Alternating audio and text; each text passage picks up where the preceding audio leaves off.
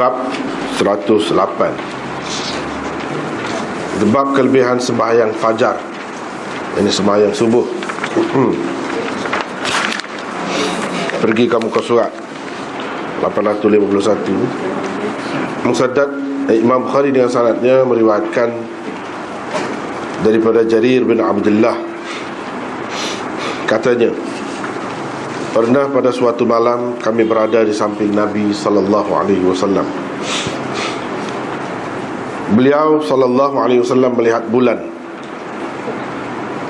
Ini bulan purnama ataupun bulan pada malam purnama. Seraya bersabda, ketahuilah sesungguhnya kamu akan dapat melihat Tuhanmu sebagaimana kamu melihat bulan ini. Kamu tidak akan terlindung atau itu dipanggil syak perawi, terkeliru. Sama ada terlindung atau terkeliru.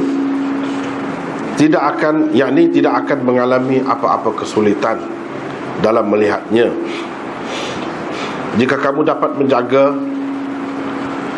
dengan sebaik-baiknya sembahyang sebelum terbit matahari, yakni sembahyang subuh, dan sebelum terbenamnya, yakni sembahyang asar, jagalah. Kemudian beliau membaca, fasabbih bihamdi rabbika qabla tulu'i syams wa qabla ghurubiha.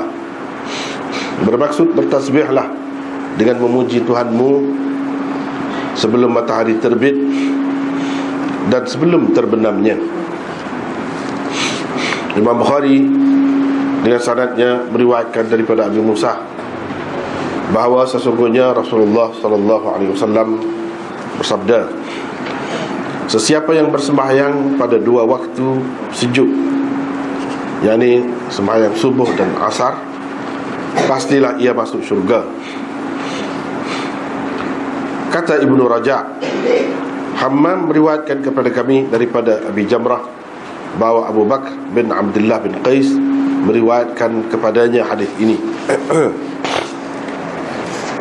Ishaq meriwayatkan kepada kami, katanya Habban meriwayatkan kepada kami, katanya Hammam meriwayatkan kepada kami, katanya Abu Jamrah meriwayatkan kepada kami daripada Abi Bakr bin Abdullah daripada ayahnya daripada Nabi SAW, sama seperti lafaz hadis tadi.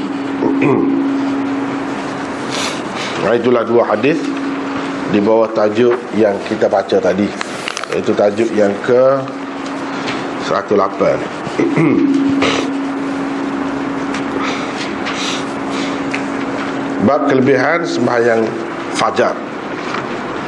Kalau kita tengok Imam Bukhari dalam bab waktu-waktu sembahyang ni, bila dia nak bincangkan tentang setiap waktu, dia buat mari kelebihan waktu tu, kelebihan sembahyang waktu tu. Misalnya kalau nak cerita tentang waktu zuhur, sebelum dia cerita bermula daripada masa mana sampai kepada masa mana, dia buat mari dulu fadilat dia, kelebihan sembahyang fajar, kelebihan sembahyang zuhur, kelebihan sembahyang asar dan sebagainya. Seperti ni jauh ni notan nak dengan saya. Di sini notan 6 ni, muka surat mula-mulanya, iaitu muka surat 784, bab fadli salatil asri. Ini bab kelebihan sembahyang asar. Lepas tu baru dia cerita waktu, dia cerita kelebihan ni. Dan bab yang kita sedang baca hari ni banyak persamaannya dengan bab ni. Bab ni hadis dia pun, hadis yang pertama tu sama, hadis yang sama. Imam Bukhari bawakan. Dan kalau nak perbincangan yang lebih orang kata lebih kemah lah, lebih kemah, tersusun molek, kena tengok juga nota ni, nota yang kena, iaitu muka surat mula-mula lah kalau nota ni, iaitu kelebihan sembahyang asar. Di sana kita sudah bincang panjang, banyak perkara yang sudah bincang sana tak bincang sini. Tapi kalau tengok tu lebih kemah lah, sebab terkumpul kedua-dua perbincangan.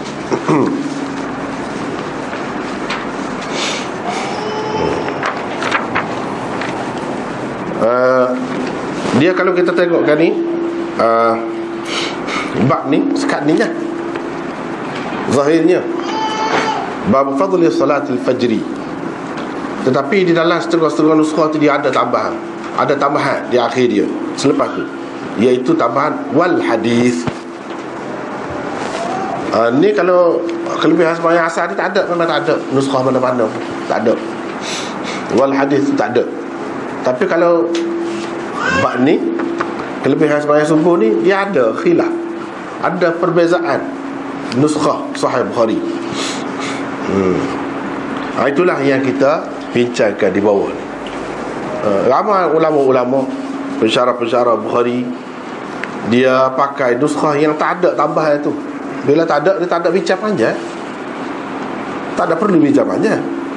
Ni yang jadi bincang ni, pada dua muka surat ni, sebab mengambil kira hak ada tambahan, mengambil kira hak ada tambahan. Kalau ada tambahan, apa Imam Bukhari tambah? Sebab apa dalam hak lain tak ada. Jadi terlebih dahulu kita kena faham perbezaan nuskah. Perbezaan nuskah kenapa berlaku? Zaman dulu dia tak ada mesin cetak.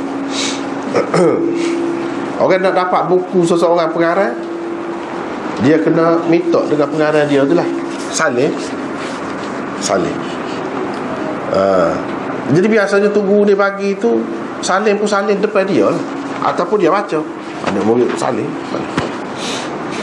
ataupun tengok kalau dia arak kepada anak murid dia buih lah, tengok salin.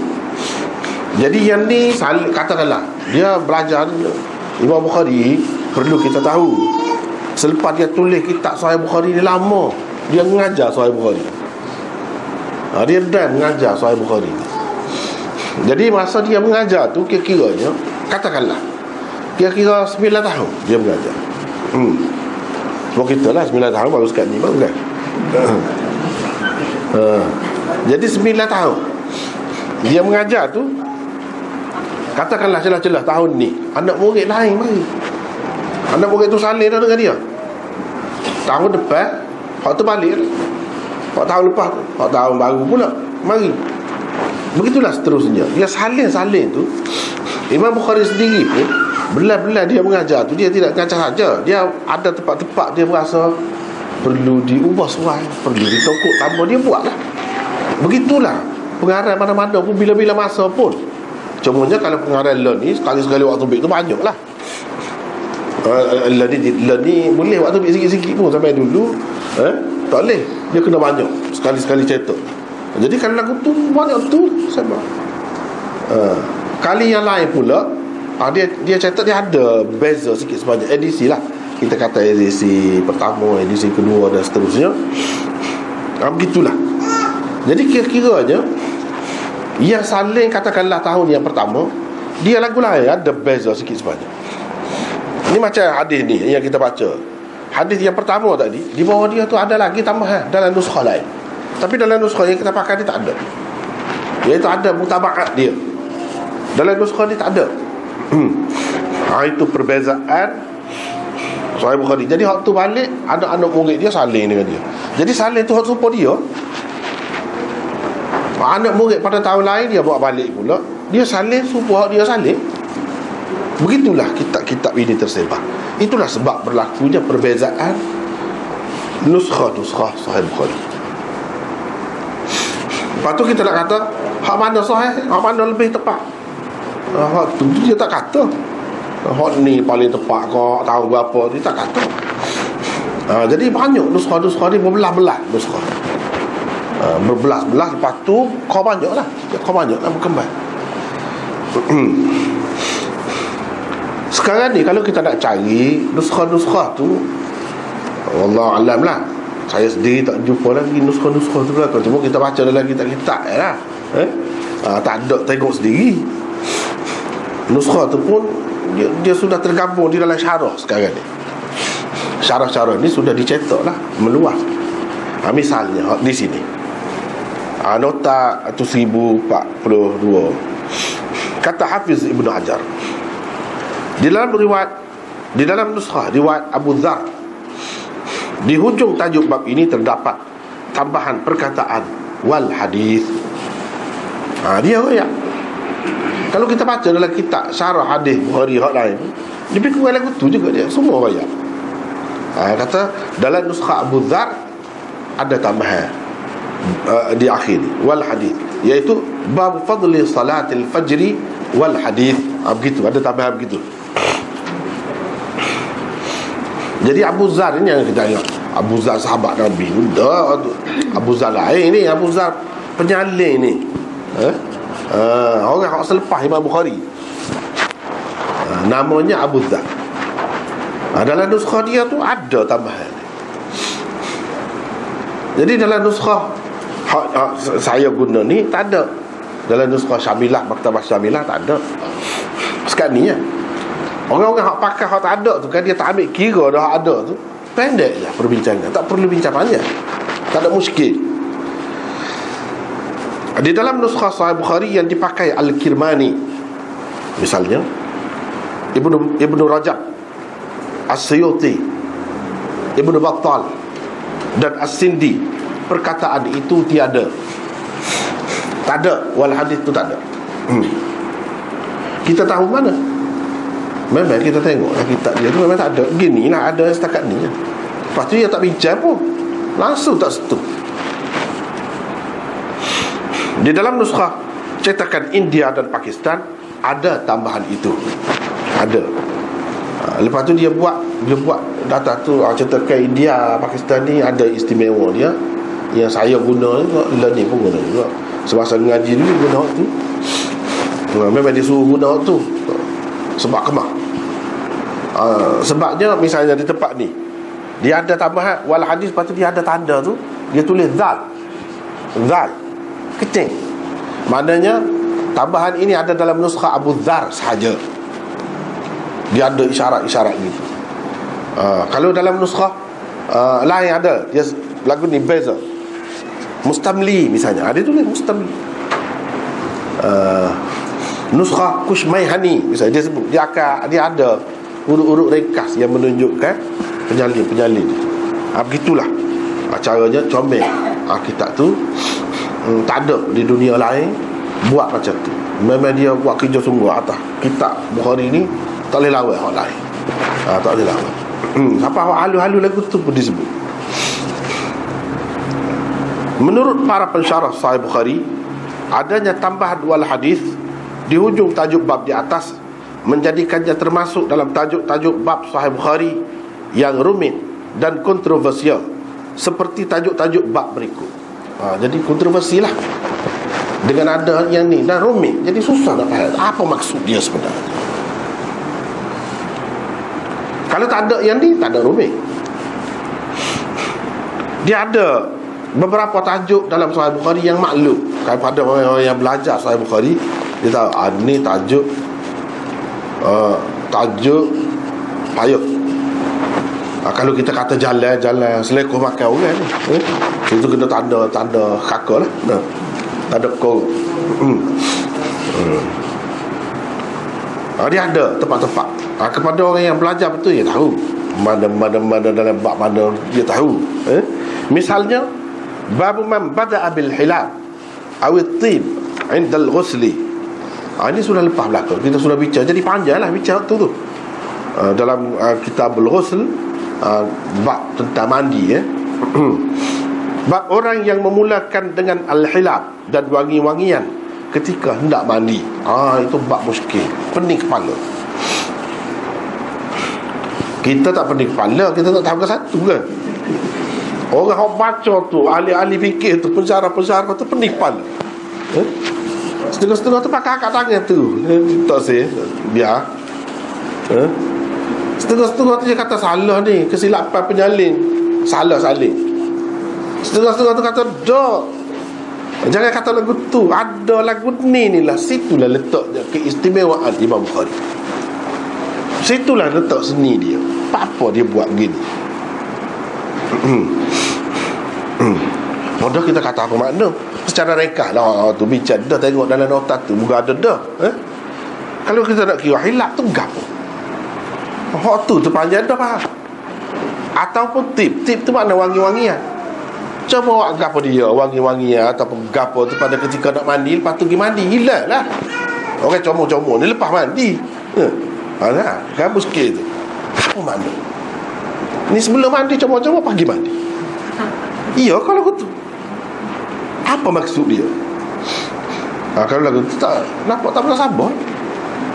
Jadi panjang dah kita bincang situ.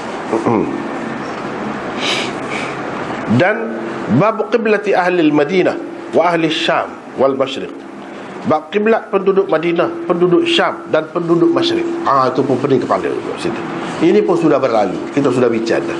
Nak tengok macam mana bisa Imam Bukhari itu mengikut pandangan pensyarah-pensyarah dia, kena tengok terutamanya tempat tu.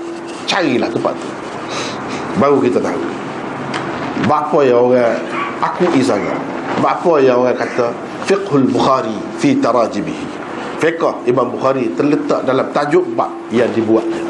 Kebijaksanaan dia, kedalaman faham dia terletak di situ. Kalau nak tahu ijtihad dia atau gapo dia, situ.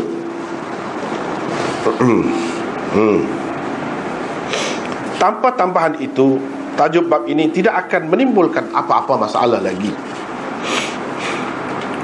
Itulah sebabnya pensyarah-pensyarah yang memakai nuskhah Sahih Bukhari tanpa tambahan ini langsung tidak menyentuh tentangnya, tetapi mengambil kira nuskhah yang terdapat tambahan itu. Maka apakah kedudukannya yang sebenar, dan apakah pula agaknya maksud Bukhari dengannya? Kata Hafiz Ibnu Hajar lagi, adanya perkataan wal hadis di hujungnya menimbulkan kemusykilan. Maknanya tidak jelas. Di dalam nuskhah Al-Kirmani tiada perkataan ini. Al-Kirmani berkata, di dalam sesetengah nuskhah begini tajuknya: Babu fadli salatil fajri wal hadis. Tajuk bab dengan tambahan ini tidak jelas, bersesuaian dengan lafaz dua hadis di bawahnya. Tajuk bab dengan tambahan ini mungkin boleh dikatakan maksud Bukhari dengannya ialah menyatakan bab kelebihan sembahyang fajar dan bab hadis yang sampai kepada kita tentang kelebihan sembahyang fajar. Itu Hafiz Ibnu Hajar kata, itu kita terjemah dia lah tu. Maksud Al-Kirmani ialah ini huraian lah, tidak Hafiz Ibnu Hajar tu. Maksud Al-Kirmani ialah perkataan waw sebelum perkataan wal hadis adalah wawul atfi, waw ataf, ma'tuf alaihnya ialah ba. Takdirnya ialah bab fadli salatil fajri wa babul hadithil waridi fi fadli salatil fajri. Bab kelebihan sembahyang fajar dan bab hadis yang sampai kepada kita tentang kelebihan sembahyang fajar. Kata Hafiz Ibnu Hajar, dia kata lagi, takdir itu agak jauh dan tidak relevan. Saya tidak pernah melihat tambahan ini di dalam mana-mana mustakhrajat. Pensyarah-pensyarah lain juga tidak pernah menemuinya, yakni selain di dalam nuskhah Abi Dzar. Jadi dalam mustakhrajat ni, mustakhraj ni hadis yang, kitab hadis yang ditulis berasaskan kitab hadis tertentu. Berdasarkan kitab hadis tertentu, kita katalah kitab Bukhari ini jadi asas. Kita nak ayat hadis dalam Sahih Bukhari itu melalui saluran riwayat lain selain daripada yang dikemukakan oleh Bukhari, yang kira-kiranya sama juga syaratnya, menepati syarat Bukhari juga. Jadi kita buat satu kitab lain, hadisnya hadis Bukhari itu juga daripada awal sampai akhir, tetapi sanadnya lain. Itu orang panggil mustakhraj. Kalau jamaknya mustakhrajat. Hafiz Ibn Hajar kata tak jumpa dalam mustakhrajat mana-mana pun tajuk lagu ni. Ini tajuk yang dibuat saja, kata. Takdir tu orang panggil takdir, bukan takdir qada tu dak, takdir lain ni. Takdir dalam bab orang ngaji bahasa Arab, takdir dalam bab nahwu. Kalau kita katalah takdir ni ada berlaku dalam bahasa mana-mana pun, cuma kita tidak apa ni kata, tidak penting sangat benda tu, tidak tekan sangat benda tu, dan tak banyak berlaku dalam bahasa Melayu ni. Misalnya kita kata, awak nak ke mana? Misalnya ke kedai, kita kata. Jadi takdirnya saya hendak ke kedai. Itu takdir tu. Ke kedai tu rekah tu. Kalau kita nak sebut dengan lengkap, jawapan dia tu saya hendak ke kedai. Tapi tak perlu dah sebut tu. Sebab apa? Sudah maklum. Ke kedai tu sepatutnya dia tak boleh berdiri dengan sendiri ke kedai tiba-tiba. Gap dia ke kedai. Dia mesti kena ada. Yang ada yang kita andaikan. Apa yang sesuai dengan pertanyaan tadi. Itulah orang panggil takdir. Itulah orang panggil takdir. Dalam bahasa Arab ni banyak benda. Kalau tidak bersedia menghadapi takdir, jangan masuk. Boleh kata gitulah. Boleh kata gitu. Kalau dunia bahasa Arab ni tak sabar menghadapi takdir, jangan masuk. Tak boleh masuk. Tapi kalau boleh faham takdir gitu tu, bisa lah. Bisa seseorang yang menguasai bahasa Arab ni, salah satunya duduk situ. Hak tu payah tu. Payah. Nak takdir hak mudah-mudah seperti kita kata tadi, contoh tu mudah hak tu. Kalau hak payah, misalnya sini bab fadli salatil fajri wal hadis. Kita baca wal hadis. Nak baca wal hadithu ke wal haditha ke wal hadithi? Tu permainan bahasa lah tu. Kalau mengikut takdir yang dipakai oleh Kirmani ni, ya wal hadithu. Sebab apa? Sebab waw itu ataf kepada babu ataf situ. Benda ni apa yang gini, apa yang gini, dia ada makna dia tu. Kita kata apa yang rumit gitu, berpayah gitu. Dulu abang saya tanya saja. Kita baru belajar mana ketahu dah. Apa yang kelebihan bahasa Arab? Dia kata dia nyusah, dia kata. Mari saja pun susah nak jaga. Lama saja kita belajar baru. Sebab payah tu sebab Quran tu dalam bahasa Arab. Kalau mudah-mudah orang boleh tiru. Ni dia kemah terbalah tiru. Nampak kebodohan kita selalu. Orang duk tengok tu hebat-hebat. Dia kaedah dalam kepala belakang. Dia boleh teks selalu. Mana? Hak tak kena. Sepatutnya nak lagu mana. Tak boleh. Maknanya tidak mudah. Jaminan Allah SWT Quran itu terpelihara, salah satunya terletak pada nahwu dia. Kerana dia tu bahasa Arab, dia terikat dengan baris-baris tadi. Bukan senang-senang. Kalau kita kata wal hadis tu, nak jadi gap. Waw tu waw gap. Kalau waw atah nak atah ke mana? Inilah benda yang payah dalam bahasa Arab. Kalau kita kata wal haditha pula nak jadi gap. Waw tu waw gap. Kalau kita kata wal hadithi, hawa tu wagap. Kalau kita kata ataf mana? Mana maktuf alaih ni? Kena cari kau tu. Kalau sebut tak tu kalau dapat saja. Sebab tu Tuhan buat Quran di dalam bahasa Arab. Mukjizat dia duduk situ. Orang tak boleh mudah-mudah. Jadi hak ni kita kata wal hadithu. Hak serupa Kirmani takdir. Dia kata ada dalam nuskah lain. Tapi dia tak pakai nuskah tu. Dia pakai nuskah tak ada. Dalam nuskah tu dia kata wal hadithu. Kira-kiranya kalau kita takdir gini. Sepuluh dia takdir saja. Tapi Hafiz Ibn Hajar kata, tak boleh sabar kau. Tak masuk akal lah takdir lagu tu jauh tu. Tengok. Dia kritik tu. Kita kata jauh ke mana? Kita tak apa dah lah. Dia kata tak boleh tu, tak sesuai tu takdir lagu tu.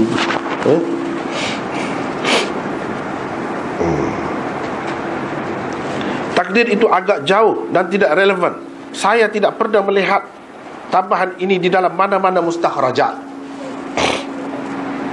Pensyarah-pensyarah lain. Baik, habis itu. Apa yang nyata ialah ia merupakan suatu waham. Kata Hafiz Ibn Hajar, ini waham. Waham tu apa mana? Keliru, penyalin ni. Waham, penyalin. Alasannya ialah sebelum ini Bukhari telah pun membuat tajuk bab untuk hadis Jarir yang sama dengan judul Bab Fadli Salatil Asri. Sebab tu saya mari ni. Ni cuba kita perhati ni. Ni nota nombor 9, Bab Fadli Salatil Asri. Tak ada wal hadis tu.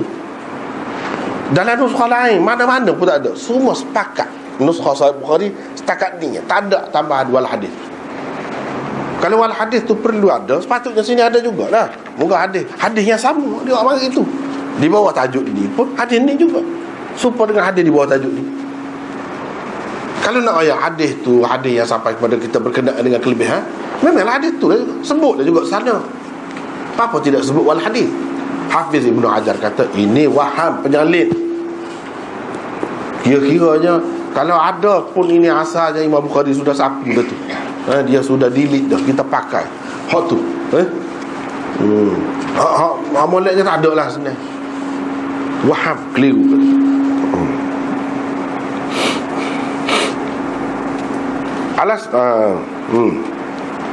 Tanpa ada tambahan selepasnya. Mungkin juga tajuk bab ini sebenarnya ialah, Hafiz Ibn Hajar kata, jangan dia kritis. Hafiz Ibn Hajar ni sangat kritis orangnya. Kalau orang lain tak nampak, dia nampak. Tapi kadang-kadang dia pun tak nampak juga, manusia kan. Kita pun tengok apa dia tak nampak sini. Sepatutnya gini, sepatutnya manusia.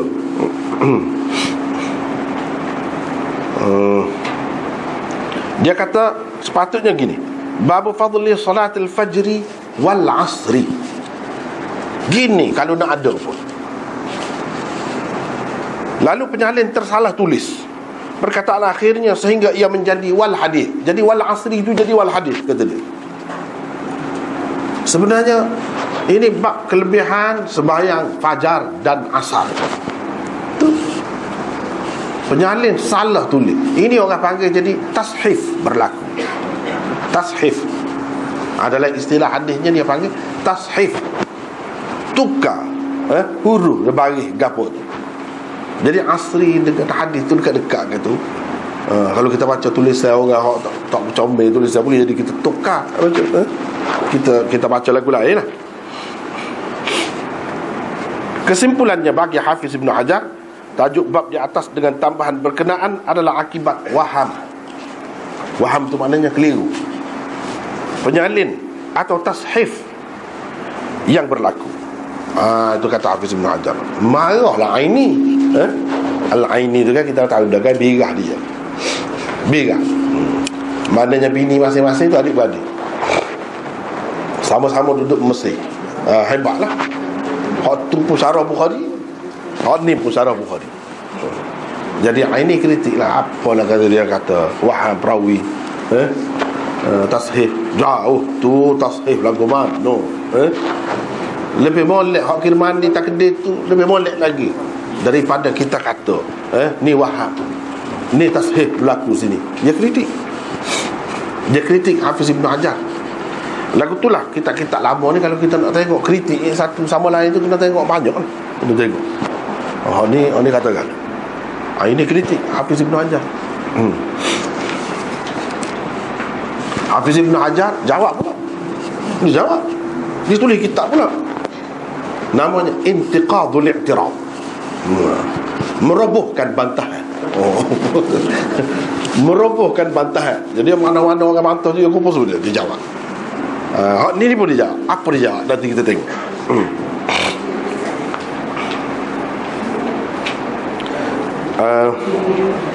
Jauh tu kata dia. Kata Al-Aini lagi, bagi yang kepak daripada bawah tu, jika anda bertanya, dia kata hak molek baik lagi spok Kirmani takdir tu, baik lagi daripada kata seperti Hafiz Ibn Hajar kata. Dia kata jika anda bertanya apa sebab Imam Bukhari menambahkan perkataan wal hadis di hujung bab ini, sedangkan kalau beliau Sedangkan beliau tidak meletakkan tambahan seperti ini di hujung-hujung bab lain yang juga menyatakan kelebihan amalan tertentu. Kelebihan sembahyang asar, kelebihan sembahyang zuhur, kelebihan sembahyang ini ada belakang. Apa dia tidak berbalik belakang tu? Tiba-tiba sini dia berbual hadis. Ini nak ayat hikmah dia. Saya akan menjawab. Dia kata, boleh jadi sebabnya ialah sembahyang subuh terletak selepas waktu tidur. Tidur pula adalah saudara mati. Dipanggil saudara mati. Mana sumpah matilah. Bukankah ada hadis tentang apa yang harus dibaca oleh orang yang baru bangun dari tidur begini? Alhamdulillahilladzi ahyana ba'dama amatana wa ilaihin nusyur. Segala puji bagi Allah yang telah menghidupkan kita setelah mematikan kita. Kepadanya jua manusia dibangkitkan. Jadi kan ada dia, padahal tidur tu dia semua kait dengan hidup, mati, bangkit. Kalau begitu, sayogia sekali orang yang bangkit dari tidur itu menunaikan sembahyang fajar sebagai menyatakan kesyukuran kerana ia masih hidup dan ruhnya dikembalikan semula kepadanya. Ia juga seharusnya menyedari bahawa ada kelebihan dan pahala yang besar pada menunaikan sembahyang itu lantaran adanya hadis-hadis khusus tentangnya. Itu maksud tambahan wal hadis di belakang itu. Itu tujuan. Nak menarik perhatian kepada beberapa perkara itulah. Untuk menarik perhatian kepada hadis-hadis itulah Bukhari menambahkan perkataan wal hadis di hujung bab di atas sahaja. Yang lain-lain tidak. Nak menarik perhatian ke situlah. Sebab kalau kita perhatikan ajaran Nabi SAW, dia tak boleh pergi mana-mana kalau perhati boleh. Sebenarnya ada beberapa usul ya, tak banyak. Kalau kita nak kembalikan kepada usul agama, misalnya hidup mati, kena ingat tu. Tak lewat tak khabar, tak lewat tak ingat hidup mati ni. Kena ingat sama. Lepas tu ada hari bangkit, itu akidah. Jadi akidah tu dia nak terapkan, nak tanda akidah tu macam-macam cara. Sebenarnya nak kemah akidah tu. Akidah hidup mati, siapa yang menghidupkan mematikan kita? Akidah tu Tuhan, tak ada orang lain. Alhamdulillah, Allah yang menghidupkan dan mematikan, dan kepada dia lah kita dikembalikan, kita dibangkitkan. Jadi itu akidah kebangkitan semula manusia. Nak tanah hak tu. Oleh kerana dia ada semacam keserupaan di antara mati tu dengan tidur tu kan. Bila tidur, semua orang mati, tak khabar dah orang sekeliling buat apa. Dan apa yang dialaminya orang yang hidup ni tak nampak, tak tahu apa. Sama ada dia mimpi yang indah ke, ataupun mimpi yang menakutkan. Orang hak duduk sebelah dia tu pun tak tahu. Hak tidur sebelah dia pun tidak tahu. Begitulah mana keadaan manusia ni. Kalau duduk dalam kubur, sebelah-sebelah dekat. Tapi hak sebelah tu mengalami azab kau nikmat ke apa, sebelah dia tak tahu. Tak ada suruh ke apa. Lagu tu nak suruh ingat tu lah. Yang menentukan apa-apa pun kita amalan masing-masing. Bukan kerana dekat dengan orang tu, jauh dengan orang tu, tak ada kena guna. Dia nak tanah hak tu. Jadi sembahyang ni kena ingat bukan sebagai satu beban. Kena lebih banyak kita ingat sembahyang ni sebagai satu bentuk syukur kepada Allah. Hak tu sebenarnya Baru mudah kita kan. Kadang-kadang orang pasal buka sembahyang. Sebab apa? Dia cara dia pandai sembahyang tu tak kena. Sembahyang tu gak. Sembahyang tu beban dah, menyusah. Tak kena. Sembahyang tu satu bentuk kesyukuran. Kalau letak situ, siapa tak boleh terima? Dalam dunia ni mana-mana ada akal, dia akan boleh terima. Alah setara orang bui pitih sikit, bui gapo-gapo, kita terima kasih bokok-bokok. Berapa kali terima kasih. Lepas Tuhan bui kepada kita sebanyak kan. Cuba fikir, takkan kita tak terima kasih kepada dia? Semua manusia mana-mana, bangsa mana-mana dalam dunia ni tahu kalau orang yang buat berbudi pada kita, kena terima kasih. Masing-masing cara nak menyatakan terima kasih. Jadi kita nak terima kasih lah ke mana ke Tuhan? Tak tahu tu. Sembahyang tu lah. Sembahyang tu sebenarnya terima kasih kepada Tuhan. Jadi teruk benar kita kalau setara Tuhan yang punya segala-galanya terima, pada kita tidak terima kasih kepada Tuhan. Kasih mana kita? Kan kita sendiri pun kalau orang berbudi kepada kita, boleh kita terima kasih kepada kita, apa boleh. Kalau setahun ni boleh 5 waktu tu kat lainnya, dia kena fikir lagu tu. Jadi bangun tu mula-mula sekali dia kena ingat syukur kepada Allah SWT. Lagu itulah yang kemudiannya akan berlaku kepada dia di akhirat nanti. Bila dia mati, lagu tu bangkit semua. Seperti tidur tu lah. Lepas tidur tu bangun. Sedar pula, cuma bangun tu dalam dunia lagi, kita kata. Bila bangkit daripada kubur tu tidak bangun dalam dunia dah. Bangun dia orang panggil mahsyar. Ini semua ni dalam Quran, dalam hadis mana dia nak tanah hak tu, akidah. Beberapa akidah tu sebenarnya tak apalah. Itu yang Aini kata.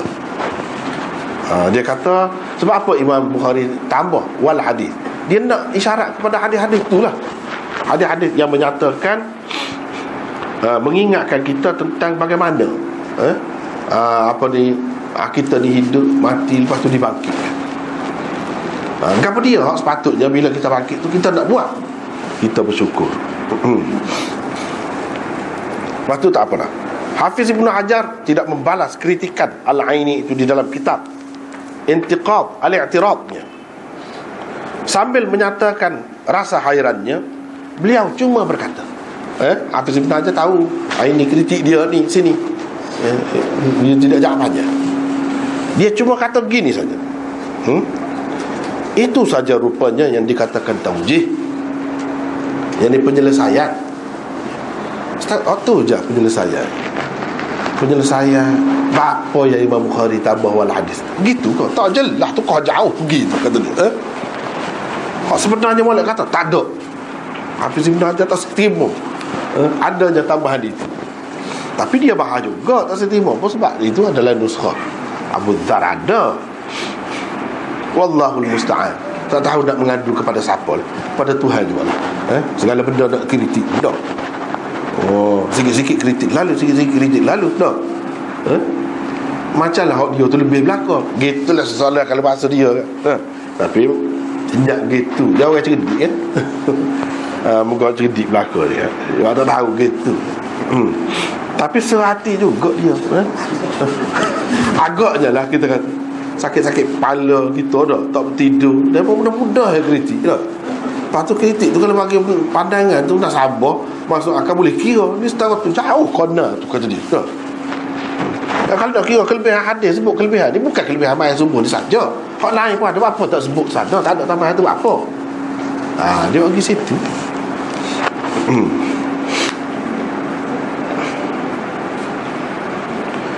Di dalam Hasyiah Bukhari cetakan India dan Pakistan terdapat petikan daripada syarah Bukhari bernama Al-Khairul Jari yang ditulis oleh Syekh Yaqub. Kata pengarangnya, penyelesaian terbaik untuk tambahan wal hadis di hujung tajuk bab di atas ialah dengan mengatakan Bukhari berbuat begitu untuk menyatakan bahawa kelebihan sembahyang fajar adalah sesuatu yang diketahui melalui hadis yang masyhur daripada Rasulullah sallallahu alaihi wasallam, walaupun hanya di kalangan satu golongan manusia sahaja. Tujuannya ialah untuk menarik lebih perhatian kepada kedudukan istimewa hadis itu. Jadi kata dia, ambil kira ada wal hadis tu, tujuannya ialah nak menyatakan wal hadithul masyhur, maksudnya hadis yang masyhur. Mana kamu kena ingat juga bila baca tentang kelebihan sembahyang fajar ni, kamu kena ingat juga kepada satu hadis yang masyhur tentang kelebihan sembahyang subuh. Jadi dia kata sebab tu tambah wal hadis itu. kita kata masyhur, kita tak tahu. Kita tak ngaji, tak kira dia kira. Tidak semua orang tahu pun, tapi orang ngaji tahu. Padan dah tu setara tu. Nak menarik perhatian sekadar tu lah. Kalau nak jaga belakang orang pas bawah tu dah susah lah. Itu kata dia. Tujuannya baik. Di dalam Lami'ud Darari, Maulana Rashid Ahmad Al-Gangguhi mentakdirkan tajuk bab di atas begini: Babu fadli salatil fajri wa babu fadli hadithil warid fi salatil fajri. Bermaksud bab kelebihan sembahyang fajar dan bab kelebihan hadis yang sampai kepada kita tentang sembahyang fajar. Hadis tu sendiri ada kelebihan. Kelebihan sembahyang fajar dan nak ayat kelebihan hadis yang menyebutkan tentang kelebihan sembahyang fajar tu. Hadis tu sendiri ada kelebihan. Berbeza dengan hak Kirmani takdir tadi. Kirmani takdir tadi hadis yang menyebutkan kelebihan sembahyang fajar itu. Rashid Ahmad Gangguhi kata bukan sekadar nak menyebutkan kelebihan sembahyang fajar, hadis tu sendiri ada kelebihan juga. Itu maksud Imam Bukhari sebut. Apa ya jadi buku kata hadis dia lebih istimewa sangat. Sebab ya Imam Bukhari boleh letak sini saja, tidak letak lain. Sebab apa? Itu nak faham.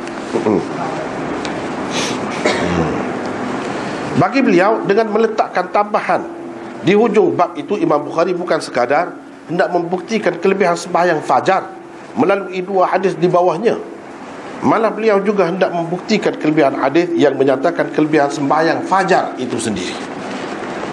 Ini nak ayat ada kelebihan hadis itu sendiri. Daripada hadis itu kita bukan mendapat bukti tentang kelebihan sembahyang fajar saja. Tidak. Hadis itu sendiri ada kelebihan nak banding dengan hadis-hadis yang lain. Seperti mana ayat Al-Quran, dia berbeza-beza walaupun sama ayat Quran, walaupun sama Allah, tapi kalam Allah, tapi dia berbeza kan. Ayat ni lebih daripada ayat ni, ayat ni lebih daripada ayat ni. Gitulah hadis ni pun gitu juga, kata dia. Jangan kita ingat hadis ni sama saja. Tidak. Ayat kursi misalnya lebih daripada ayat ni lebih daripada surah ni lebih daripada surah ni. Gitulah hadis ni pun gitu juga. Itu pandangan dia.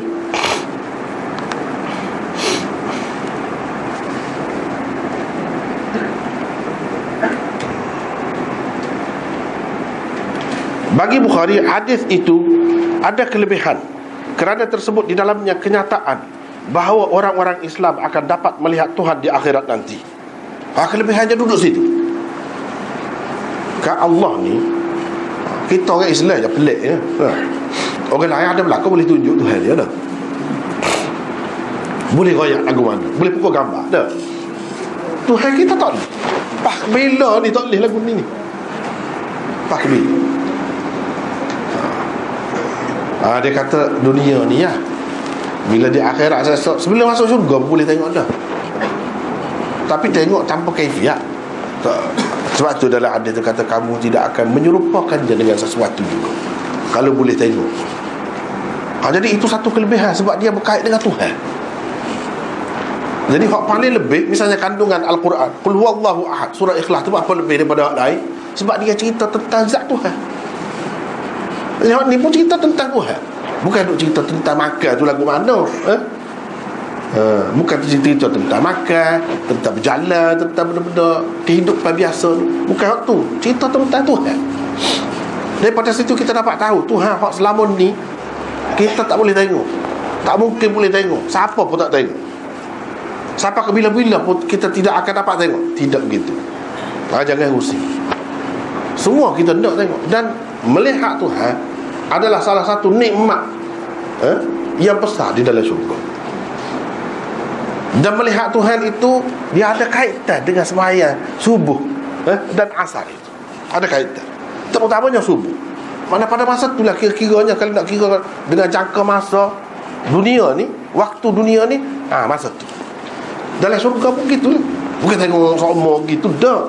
Ada ketika-ketika. Jadi ketika tu kalau nak nisbahkan dengan dunia ni, waktu subuh. Pada waktu tu dia nak pergi kot tu, dia kait dengan Tuhan ni. Jadi bila berkait dengan Allah SWT, jadi lebih lah hadis tu.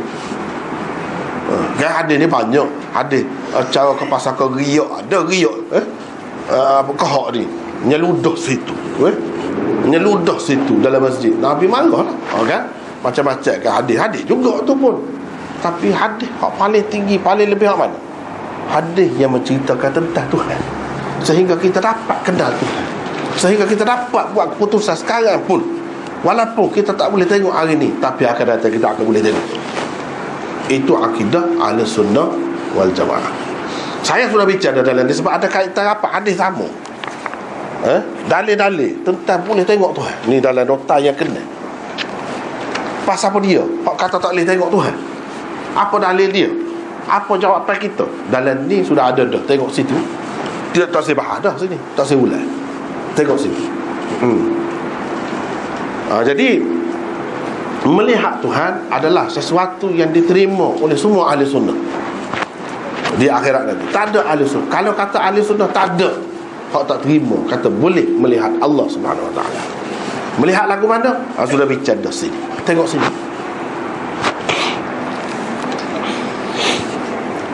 Syekh Zakaria pula berpendapat perkataan wal hadis yang ditambah itu tidak semestinya dipakai dengan arti hadis dari segi istilah. Dia kata ini hadis gitu, nak pakai hadis-hadis Nabi selalu. Apa lagu tu nya? Tengok kan gag-gag ni kan. Dengan sebab ada tambah sebutin tu ya. Dengan sebab ada tambah sebutin. Di sini ia lebih sesuai dipakai dengan arti lughawinya sahaja. Maknanya pemakaian perkataan hadis di sini adalah dari sudut bahasa Arab yang umum sahaja. Bukan dengan makna hadis hak kita maklum dari segi istilah tu hadis Nabi tu, bukan hak tu. Arti lughawinya ialah percakapan atau perbualan. Ini bab kelebihan sembahyang fajar dan bab berbual-bual, yakni selepas sembahyang fajar lah. Sebab apa? Sebab sebelum pada ni ada hadis yang sebut Nabi tidak suka lepas sembahyang Isya buah-buah. Jadi maknanya buah-buah dia tak molek lepas sembahyang Isya. Lepas subuh pun dia nak tak molek juga, kurang molek. Sebab apa? Dalam hadis ni kalau kita baca Jarir dia sebut, dia mari ayat Quran, fasabbih bihamdi rabbika qabla tulu'i syams wa qabla ghurubiha. Dia suruh bertasbih pada masa itu. Mana ingat Tuhan, hak tu hak molek kan. Jadi Imam Bukhari nak cerita apa hukum berbual-bual selepas sembahyang subuh. Kalau hukum berbual-bual selepas sembahyang Isyak makruh, kita sudah faham dah dulu. Hukum berbual-bual selepas sembahyang subuh ni apa hukum? Imam Bukhari nak ayat sini, tengok dalam hadis lah. Kalau tengok dalam hadis kan dia kata sebelum terbit fajar itu bertasbihlah kamu. Jadi itu waktu tasbih, molek tasbih, bukan waktu molek berbual-bual. Kata dia begitu. Dia kata itu pendapat dia pada pengamatan dia. Ini orang hebat. Dia tengok sebelum pada tu, dia tengok selepas ni sesuainya. Kalau sebelum pada tu cerita tentang buah selepas Isya, Nabi tak kenal hak tu. Dia tak boleh buah-buah kecuali kalau mustahab, ada keperluan, ada faedahnya untuk dunia akhirat. Kalau buah-buah labi dia kata itu tak ada faedah, makruh. Jadi sini dia nak, oleh kerana ada kaitannya selepas pada hak Isyak tu kan subuh. Anda tahulah hukum. Tak tahu hukum, apa hukum berbual-bual? Itu kata dia. Bual bukan cerita hadis gapo ni, tak ada kena mengena dengan hadis Nabi. Bual saja.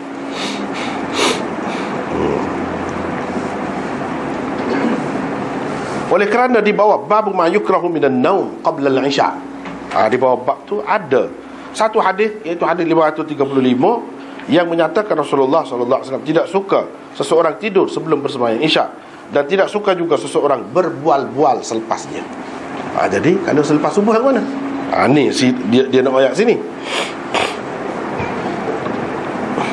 Baiklah. Jadi dapatlah disimpulkan bahawa waktu selepas subuh adalah waktu yang baik untuk bertasbih dan berzikir kepada Allah. Ia bukan waktu yang sesuai untuk berbual-bual dan bercakap-cakap. Seolah-olahnya Syekh Zakaria mentakdirkan tajuk bab di atas begini. Seolah-olahnya Kalau kita nak ambil kira, kalau nak kira dia takdir lagu mana, dia kata begitu. Dia takdir lagu mana? Gini dia takdir. Bab fadli salatil fajri wa bab hukmil hadith ba'da salatil fajri. Gitu. Itu takdirnya. Bab kelebihan sembahyang fajar dan bab hukum berbual selepas sembahyang fajar. Dia gitu takdirnya. Kalau itu habis itu hak saya Zakaria. Maulana Muhammad Anwar Shah Al-Kashmiri pula berpendapat salah satu metodologi Bukhari di dalam kitab hadisnya sahihnya ini ialah apabila sesuatu hadis mengandungi sesuatu faedah dan beliau hendak menarik perhatian orang kepadanya, beliau akan menyebutkannya di dalam tajuk bab walaupun ia kurang sesuai dengan tajuk bab itu. Metod beliau ini saya namakan injaz, katanya. Itu istilah yang dia bagi. Ni kalau lagu ni Imam Bukhari buat, maknanya dia pakai kaedah injaz. Kaedah injaz. Jadi kaedah penyempurnaan. Tambahan perkataan wal hadis di hujung tajuk bab ini seharusnya dipakai dengan arti lughawinya juga, supaya Syekh Zakaria. Mana pakai dari sudut bahasa, bukan hadis Nabi dah. Iaitu berbual-bual selepas Isyak.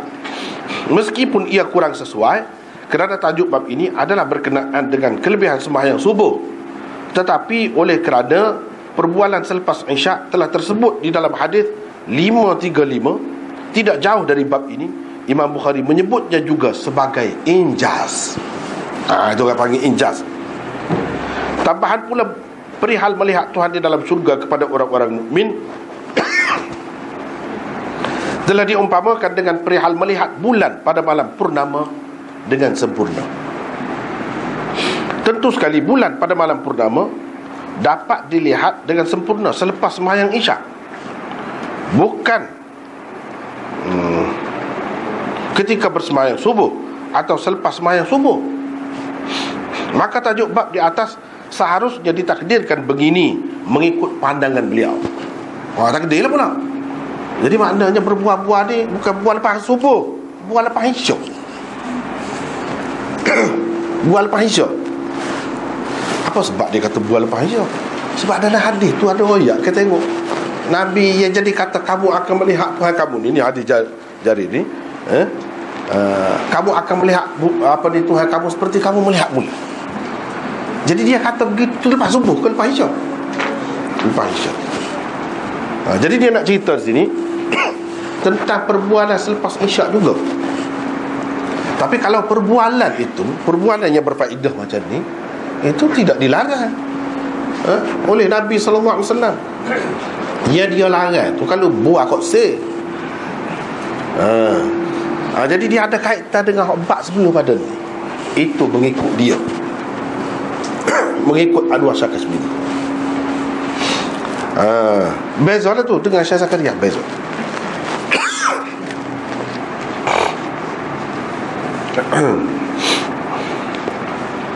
Demikianlah takdir Maulana Muhammad Anwar Shah sebagaimana yang dikemukakan oleh guru penulis Maulana Mufti Wali Hasan di dalam takrir Sahih Bukhari-nya yang bernama Iqdul La'ali. Berdasarkan takdir ini, bukan sembahyang subuh sahaja ada kelebihannya, malah berbual-bual selepas Isyak juga ada kelebihannya. Itulah injaz. Aku tu, dia nak pergi kot tu. Jika ia berkaitan dengan agama, jika berkaitan dengan agama, dia tak masuk dalam larangan berbual-bual selepas Isyak. Buktinya tengok Nabi buat ni bila? Sebelum Isyak, kau selepas Isyak, kau selepas subuh. Tentu kita kata dah nampak mulai cerah molek tu lepas Isyak lah, tengah malam tu. Jadi dia nak ceritanya perbualan lepas Isyak pun tidak terlarang kalau sekiranya ada faedah berkaitan dengan agama. Sebabnya Nabi sendiri ada buat, ada kecil. Jadi hadis di sini maksudnya berbual-bual, bukan hadis Nabi. Tidak begitu. Lebih-lebih lagi berkenaan dengan zat Allah. Untuk perbandingan, lihat juga bab fadli salatil asri yang lalu bersama-sama nota-nota di bawahnya. Dalam ni lah aku dah tengok nota yang kena ni, banyak lagi benda-benda lain yang ada kaitan dengan hadis ni, sebab hadis ni adalah hadis yang sama. Askat tu yang hak tulisnya. Kalau nak ayat lagi panjang lagi. Kalau nak ayat lagi, ni setakat awak tulis. Kalau nak ayat lagi tadi kan, saya kata bab fadlil hadis, bab fadlil salatil fajri wal hadis. Wal hadithu ka wal hadithaka wal hadithi. Boleh baca belaka. Dan al hadis itu wal hadis itu alif la, pada al hadis tu alif la gap. Maksud alif la gap.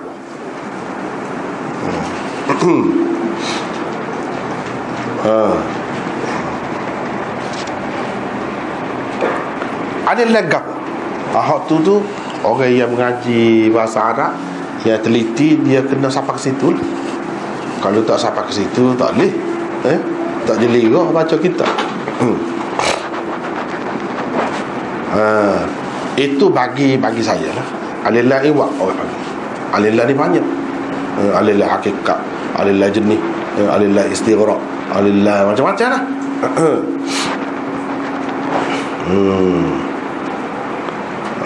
Apa ni? Di sini alillah iwak. Iwak tu mana gati. Gati. Supaya tanwin, dia ada tanwin iwak, tanwin gati. Gati ke apa? Gati sesuatu yang dibuat di sini. Jadi kita kata bab fadli salatil fajri wa hadithuhu. Wa hadithuhu atau wa hadithihi. Jadi bila buat tu dia ganti kepada orang panggil mudhafun ilaih yang mahdhuf. Itu panjang lah, tapi hak tu halus sangat. Kalau hak tidak belajar, tidak berapa nampak. Jadi wa hadithihi ada wa hadithuhu tu balik kepada fadli, hadis tentang kelebihan sembahyang fajar. Jadi apa Imam Bukhari sebut secara khusus? Sebab nak menarik perhatian kepada hadis tu, biar kita beri perhatian sikit pada hadis tu. Itu tujuan. Kalau kita kata wal haditha, boleh juga. Waw tu kita pakai waw ma'iyah, boleh. Tu kan orang yang belajar Arab. Mana ma'a hadithi. Ini bab kelebihan sembahyang fajar bersama-sama dengan hadis ni. Bersama-sama dengan hadis ni.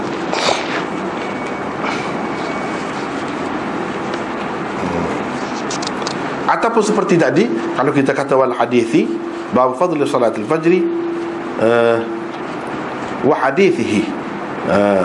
Wa hadithi itu maksudnya perbualan ataupun hadis tentang kelebihan sembahyang fajar, seperti yang kita bincang tadilah.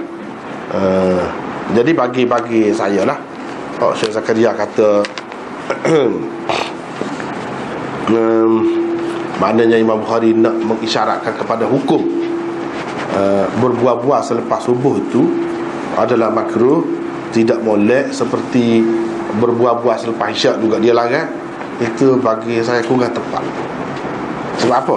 Kalau kita tengok pada hadis ni, Jarir baca ayat Quran, fasabbih bihamdi rabbika qabla tulu'i syams wa qabla ghurubiha, itu tasbih di situ bukan makna tasbih biasa. Ni makna sembahyang subuh, sembahyang sebelum terbit matahari, itu maksud sembahyang itu sendiri. Bukan ada kena mengena dengan buah atau apa selepas subuh, tak ada kena mengena. Sembahyang itu sendiri. Sebab seperti mana dalam ni kita sudah bincang apa makna tasbih. Apa makna tasbih dalam Quran? Selalu sebut tasbih, selalu juga ia dengan makna sembahyang itu sendiri. Jadi di sini menunjukkan sembahyang bukan kena mengena dengan tasbih selepas sembahyang. Jadi kita kena faham apa ni perawi ni, iaitu sahabat ni, dia baca ayat Quran ni dengan maksud apa? Dengan maksud nak ayat apa? Dengan maksud nak ayat sembahyang, bukan nak ayat tasbih selepas sembahyang. Jadi sembahyang yang lebih tu bukan sekadar ada di dalam hadis, bahkan ada di dalam Quran. Misalnya ni, bertasbihlah dengan memuji Tuhanmu sebelum terbit fajar, sebelum terbit matahari, itu subuh. Dan sebelum terbenamnya, yang terbenamnya matahari, itu asar. Mana dalam Quran pun ada. Sedangkan maknanya yang disebutkan bersama begini, hak lain tak ada gitu. Ini menunjukkan kelebihan sembahyang subuh tu terutamanya.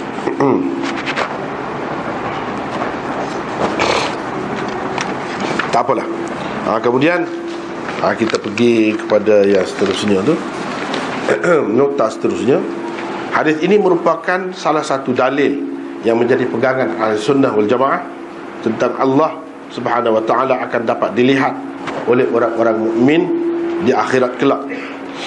Perbincangan terperinci tentangnya telah berlalu di bawah bab fadli salatul asr pada nota 971. Tengok situ. Yang tengok ni lah dalam nota ni. Dalam tu sudah ada dah perbincangan ke mana apa dalil dia. Hak semoleknya kita kena tahu lah. Kita kena tahu lah. Tapi kalau orang tu kata tak boleh tengok Tuhan di akhirat nanti, tak boleh tengok, dia jadi kafir kan? Tak jadi kafir lagi. Masih ini orang panggil furuk. Inilah orang panggil furuk akidah. Tapi alah ke alik sana kan, alah ke sesat lah tu. Tak kena gaya boleh pergi jauh lagi tu. Alah kot tu lah tu. Jadi hak berpahaman lagu ni tak boleh tengok ni, hak puak-puak yang dihukum sesat lah di sepanjang masa Mu'tazilah ke Syiah ke gapo ke yang mendakwa Islam. Dia kata tak boleh tengok. Kita sudah bicara dalam nota yang kena tu, tak betul dapat lagi. Dari segi dalil-dalilnya, ayat Qurannya. Tapi oleh kerana dalil-dalil itu tidak betul-betul, orang panggil qat'i dalalah. Oleh kerana tak ada tu, jadi dia masih lagi boleh. Boleh pun bukan makna molek, tak boleh lagi tak ahli sunnah ni. Boleh dengan makna tidak jadi kafir lagi. Kalau sekadar tu, maknanya tak boleh nak mudah-mudah nak hukum orang kafir. Sehingga ulama-ulama kalau orang kata Mu'tazilah lah misalnya, dia tak kata kafir dengan sebab ni, tapi sesat. Sesat.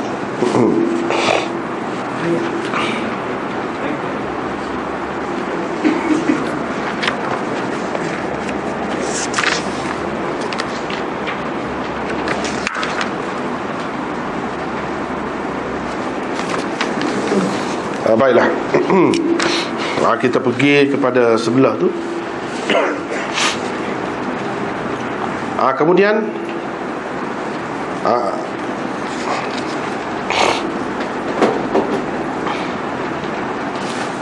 jadi Nabi kata ni, jika kamu dapat menjaga sembahyang sebelum terbit matahari, yang di sembahyang subuh, dan sebelum terbenamnya, yang di sembahyang asar, jagalah kalau boleh jaga. Agak jagalah ni.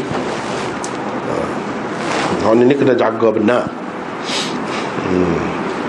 Apa gitu? Jadi maksud Nabi SAW kata gitu, ada nota tu, merupakan kinayah, yakni bahasa kiasan kepada menjaga sembahyang subuh dan asar dengan sebaik-baiknya. Ada juga orang sembahyang subuh tapi tidak sebaik-baik. Tidak sebaik-baik lah, dia sembahyang qadha, tidak sebaik-baiknya. Itu sembahyang juga. Tuhan kata sebelum terbit matahari, dia sembahyang selepas terbit matahari. Itu tak bagus lah. Tidak sebaik-baiknya lah tu. Jadi dia suruh jaga tu, jaga dengan sebaik-baiknya tu. Begitulah, mengambil kira semua keadaan. Maksudnya ialah seboleh-bolehnya janganlah ada sesuatu seperti syaitan, nafsu dan lain-lain yang menghalangmu daripada menunaikan sembahyang subuh dan sembahyang asar dalam waktunya yang afdal. Tu anaknya, janganlah ada benda-benda macam tu menghalang. Memang masa tu masa mencabar. Sebab tu dia sebut secara khusus masa mencabar manusia, susah sikit tu. Tapi bila dia sudah tegas itu, kita kena jaga. Dan apalagi benda ni ada kaitan dengan dapat melihat Tuhan, saya rasa. Sebab tu disebut dalam hadis ni.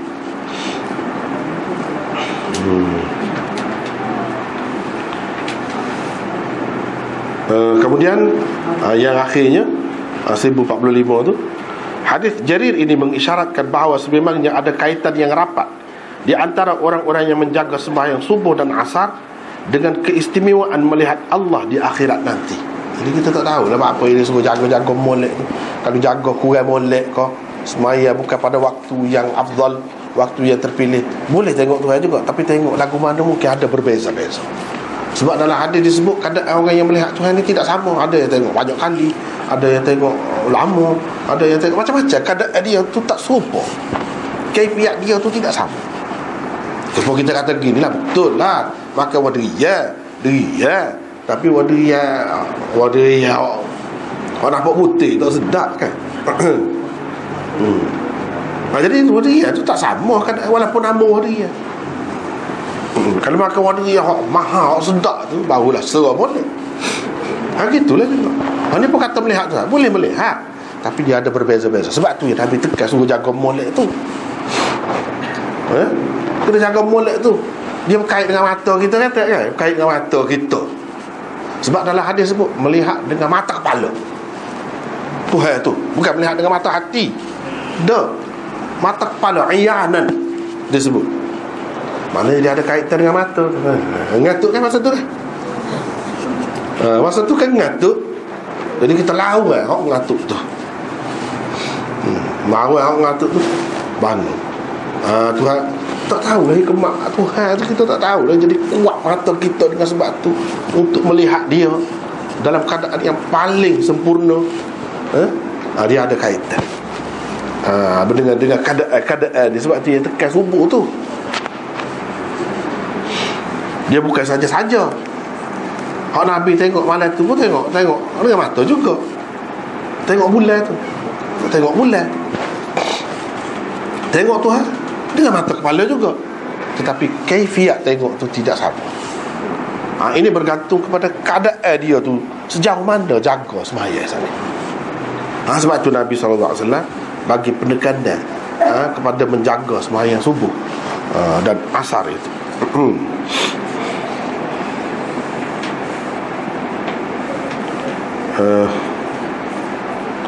Ayat yang dibaca beliau adalah ayat ke-130 dari surah Taha. Tetapi ia sebetulnya dimulakan dengan waw, bukan dengan fa, seperti terdapat di sini. Cuba kalau kita tengok kan, saya tulis asal tu fasabbih, dia sebut fa, bukan wasabbih. Dalam Bukhari fa sini, bukan waw. Padahal dalam Quran hak lagu ni tak ada dengan fa, tapi dengan waw. Dan ini ayat surah Taha ni. Kalau lagu ni, kalau surah Taha selengkapnya ni fasbir ala ma yaqulun wasabbih. Tengok, wasabbih bukan fasabbih. Wasabbih bihamdi rabbika qabla thulu'i syams wa qabla ghurubiha. Itu ayat. Jadi nak ceritanya, lepas tu apa lagu tu? Imam Bukhari tak ingat. Kau lagu mana? Kau siapa dia tak ingat ni? Salah tulis. Imam Bukhari salah tulis. Kau orang lain salah tulis. Boleh jadi berlaku. Dalam setengah-setengah nuskah kita ada fa, tak ada huwa, sabbih saja. Ada juga. Itu disebutkan oleh Kirmani misalnya, sabbih saja. Boleh jadi ini kadang-kadang dari segi baca Quran ni dia ada tak kisah sangat lah benda tu. Bukan dia nak ayat fa itu hak sebenarnya. Tetapi dari segi makna menggunakan bahasa Arab itu saja boleh sekadar tu. Tapi tak kemah lah. Bila kita kata ayat Quran betul-betul lagu tu. Pada duduk mana kalau tidak sini hak ni. Lepas tu kita kata sama ada Imam Bukhari sendiri tersalah.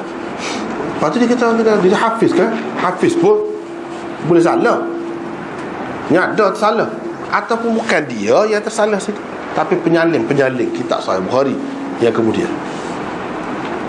Boleh kan? Wallahu a'lam. Tak tahulah situ. Tetapi hak kita dapati ada dengan fa dalam hadis tu, kita tulis fa lah. Hak sebenarnya ayat Quran yang dipetik tu dengan fa ke dengan apa? Kena jelas tu. Di dalam hadis 521 yang lalu pula, ni dalam nota nombor 9 ni, Jarir diriwayatkan telah membaca ayat yang bermula dengan waw. Padahal hadis yang sama. Sini waw. Itu. Hadis 521. Tetapi ayat yang dibacanya itu adalah yang ke-39 dari surah Qaf. Kalau tu lain, ayat lain yang dibaca, walaupun lebih kurang. Kalau tu dalam surah Qaf. Ia berbeza sedikit daripada ayat yang tersebut di dalam hadis ini. Ini kalau kita perhati. Mana?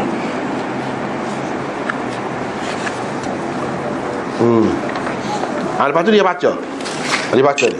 Wasabbih bihamdi rabbika qabla tulu'i syamsi wa qabla al-ghurub. Qabla al-ghurub, bukan qabla ghurubiha. Lagu tu, hak lagu tu dalam surah Qaf. Tapi maksud dia lebih kurang sama. Ayat tu lebih kurang sama.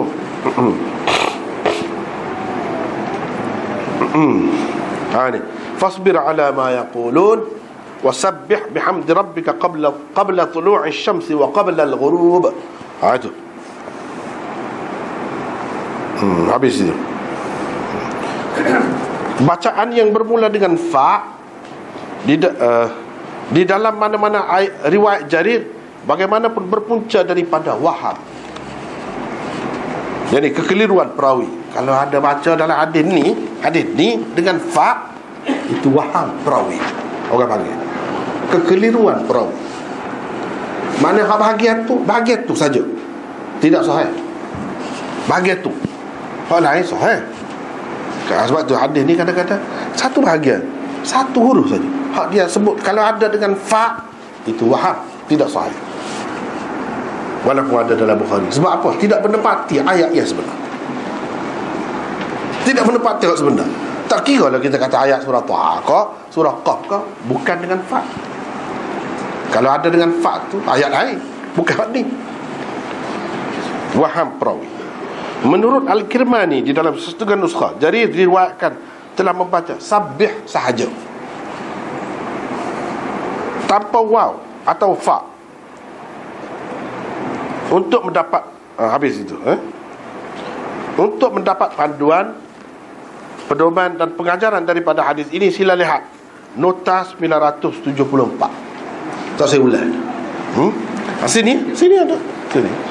Jadi saya buat di sini pengajaran daripada hadis Jarir. Banyak benar lah pengajarannya. Antaranya kita baca kita baca semula untuk mengingatkan semula.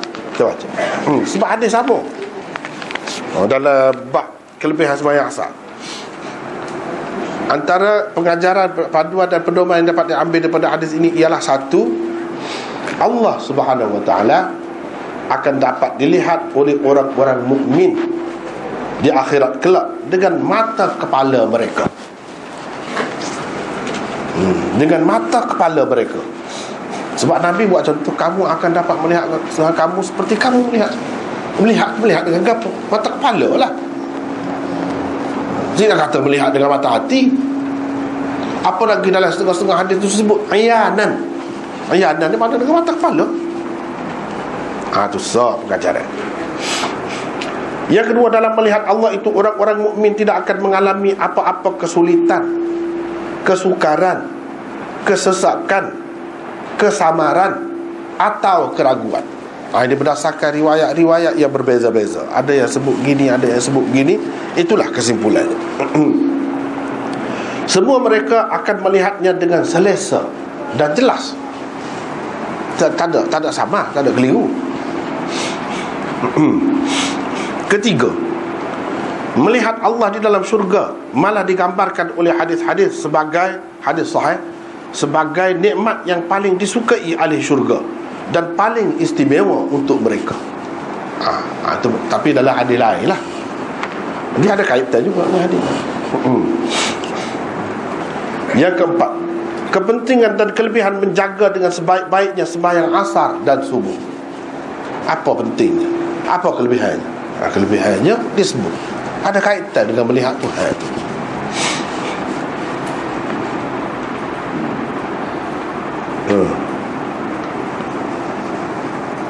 Yang kelima, dalam sesuatu perbandingan, yakni at-tashbih, tidak semestinya, tidak mesti apa yang dibandingkan, yakni musyabbah, 100% serupa dengan apa yang dibandingkan dengan al-musyabbah bih. Tak mesti sama. Dia kata, kamu akan melihat Tuhan kamu seperti kamu melihat bulan. Jadi Tuhan sebuah bulan lah. Jadi kita tengok kena lenggok gitu. Gitu kau. Jadi dia kata seperti. Kena faham. Bab tashbih orang panggil. Dalam bab perbandingan, perumpamaan, kata serupa tu. Serupa tu dari segi melihat. Bukan serupa dari segi benda yang dilihat tu. Sesuatu yang dilihat, tu bulan, tu Tuhan, tidak serupa. Kalau serupa bulan, makhluk lah pula. Jadi perbandingan tu, perbandingan dari segi serupa dari segi tengok. Yang ditengok dengan mata kepala. Begitu. Bukan kata serupa tu 100% semua sekali. Kalau kata perbandingan, kalau kita misalnya kita kata belik sepaula, belik sepaula. Jadi ular dia orang tu. Tidak. Dia orang. Tapi salah satu sifat ular tu ada pada dia. Itulah yang dimaksudkan. Yang lain-lain tak ada maksud, tak ada kena mengena. Bukanlah dia tu jadi tak ada kaki pula jalan atas perut dia. Bukan gitu. Habis tu dalam bab perbandingan seperti ni kita kena faham. Yang keenam, dalam perbandingan juga kadang-kadang yang terlihat dengan perbandingan hanya perkara yang tertentu sahaja. Ia tidak melibatkan semua perkara yang tersebut dalam perbandingan itu. Perbandingan yang dibuat Nabi SAW di atas misalnya, tidaklah hendak menyatakan keserupaan bulan dengan Tuhan, atau sebaliknya, ia hanya melibatkan perbuatan melihat bulan dengan perbuatan melihat Allah semata-mata. Daripada segi semua orang yang melihat tidak mengalami sebarang gangguan, kesukaran dan keraguan. Malah mereka dapat melihatnya dengan jelas. Kalau kita kata nak tengok benda halu, benda kecil, jadi berebut lah, tolak-tolak. Nak tengok bulan, payah. Kita tempat tak ada orang. Tak ada bertolak-tolak dah, tak ada keliru, tak ada ragu pun. Begitu.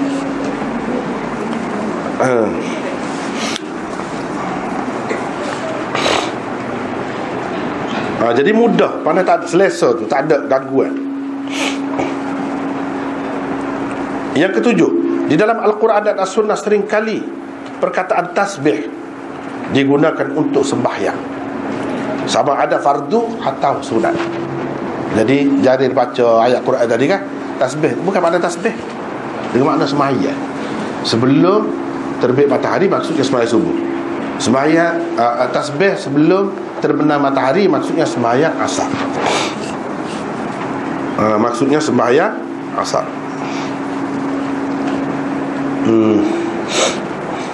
Yang ke-8, Al-Quran dan As-Sunnah saling menjelaskan satu sama lain.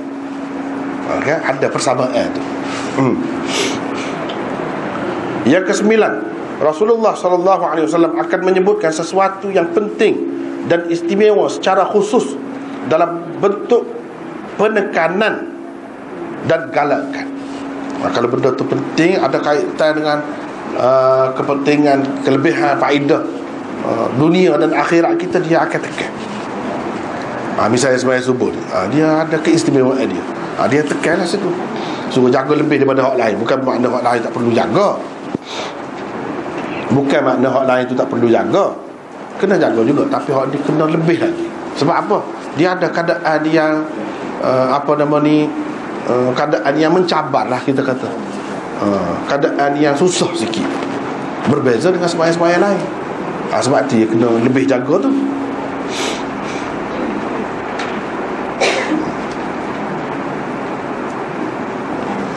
Yang ke-10, para sahabat sering menjadikan sesuatu ayat Al-Quran sebagai dalil untuk menguatkan hadis yang dikemukakan mereka. Sering juga mereka menjadikan hadis sebagai penjelas dan penghurai kepada sesuatu ayat Al-Quran. Begitu kita tengok. Misalnya dia cerita, dia pun orang ayat Quran. Itu cara sahabat. Jadi kalau kita pun gitulah maknanya. Gapa-gapa yang kita faham ataupun yang kita kata, kena ada sandaran. Kena ada sandaran berupa Quran. Makmulanya, misalnya sahabat ni, dia raya hadis, dia kemah dengan Quran. Itu cara dia. Ke-11, penggunaan tasbih dengan makna sembahyang yang lengkap adalah berdasarkan kaedah ilmu balaghah. Orang panggil itlaqul juz wa iradatil kull. Yang disebut sebahagian daripada sesuatu, tetapi yang dimaksudkan adalah keseluruhannya. Sebut sebahagian, tapi maksudnya keseluruhannya. Jadi kata tasbih, sebab dalam sembahyang itu kan ada tasbih. Subhana rabbiyal azim misalnya, subhana rabbiyal a'la, ada kan? Jadi dalam Quran dia guna tasbih untuk sembahyang. Kita kata apa guna dan kena fahamlah kaedah tu. Kalau tak faham kaedah tu susahlah. Kita akan kata mana ada sebut sembahyang? Dalam Quran tu dia sebut tasbih. Jadi tebal bahas juga dapat tak ngaji kita tu betul. Tebal bahas juga orang ada ni kaedah ni. Lepas tu sahabat ni tak pandang, kata dia tak reti lah apa je. Orang pasal tasbih mulut ucap kau sembahyang ni. Ucap kau sembahyang subuh, sembahyang asar, apa dia mari ayat ucap tasbih.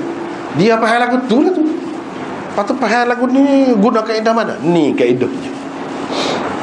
Ini kaedahnya.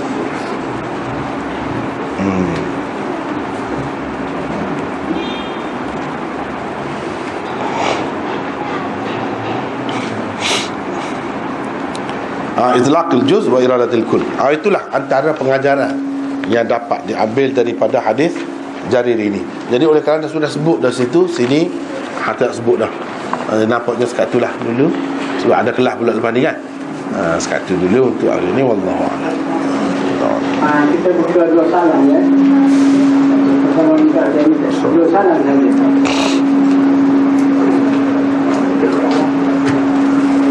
Kalau kita macam maya asal, kata kita tak ada maya asal kerana kita tak jaga. Gini ya. Sebab itulah kelebihan kita ni ngaji hadis nak banyak. Kelebihan ngaji hadis. Dalam ni nota ni saya bahas aja hujung ni. Tentang kalau sembahyang subuh masa mana hak afdal? Masa mana hak afdal? Ada khilaf tu. Ada hak kata masa mula-mula waktu ghalas dia panggil. Tu. Ada satu golongan lagi yang kata waktu isfar, waktu lebih afdal. Kita ngaji dua-dua tu kita pakai. Mana kita tahu waktu isfar ni masih ada lagi. Ini termasuk dalam hak afdal lagi. Jadi tak usah pusing lah, tak usah lah kata terlepas dah kita mungkin kita boleh pelewak sikit kan sebab mengatuk sangat kau kita boleh kau cijak kan sebenarnya kau cijak.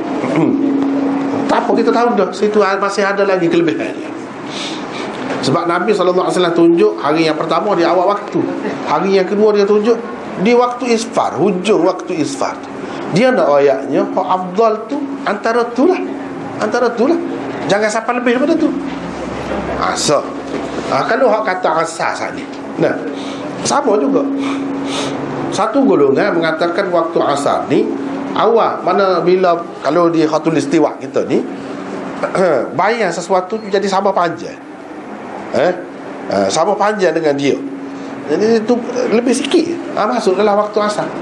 Tapi kalau mengikut mazhab Imam Abu Hanifah dan ramai lagi orang lain yang sependapat dengan dia, dia kata tak masuk lagi. Baru masuk apabila bayar sesuatu jadi sekali ganda lebih panjang daripada dia. Sekali ganda lebih baru masuk. Kita kata lagu mana tak kata masuk lagi tadi. Dia kata masuk dah. Masuk waktu afdal dah lagi bagi dia dah. Tak sekira kita, tak sekira orang lain. Mana waktu masuk dah. Sebab subuh juga masuk dah, tapi waktu afdal dah lagi. Afdal tu lewat sikit. Sama juga dengan asar. Waktu tu masuk dah. Bila bayar sesuatu jadi sama panjang. Tetapi hak afdal tak lagi. Hak afdal tu bila bayar sesuatu jadi sekali ganda lebih panjang. Kata dia begitu. Bila kita tahu gitu kan, maknanya itulah. Jadi tidaklah kata awal waktu semata-mata, kena jaga semua. Misalnya ada keadaan-keadaan tertentu, selagi masuk dalam hak sadi tu, kita tak perlu pusing lah. Luar sikit ada tu. Kalau kita ikut satu pendapat saja, dah habis dosa itu tak ada lah. afdal tu.